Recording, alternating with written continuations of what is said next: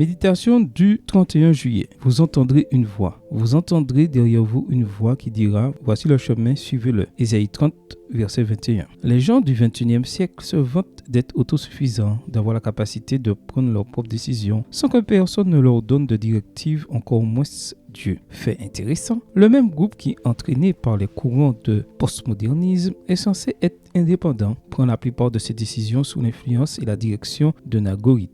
Un maître électronique qui a subtilement pris le contrôle de ce que nous faisons. Selon un article publié dans la revue New Scientist, il est pour la plupart d'entre nous impossible de passer une journée de notre vie sans interagir avec un algorithme. Si je vais par exemple dans une librairie à la recherche de quelques titres, je vérifierai ensuite mes réseaux sociaux et trouverai plusieurs plateformes proposant plusieurs éditions des livres que je viens de consulter. Facebook, Instagram, Google, Amazon, on en fait tous recours à des algorithmes conçus pour connaître chaque détail de nos vies et utilisent ensuite ces informations pour nous inciter à prendre toutes sortes de décisions. La somme d'informations fournies par les algorithmes révèle des modèles de nos vies liés à ce que nous croyons, à ce que nous aimons et à ce qui nous intéresse. Parfois, les algorithmes nous guident pour prendre les bonnes décisions et d'autres fois, ils nous incitent à nous endetter ou à acquérir quelque chose dont nous n'avons pas besoin. Il y a quelques années, l'algorithme utilisé par Amazon pour calculer le prix de ses livres a déduit que le prix de The Making of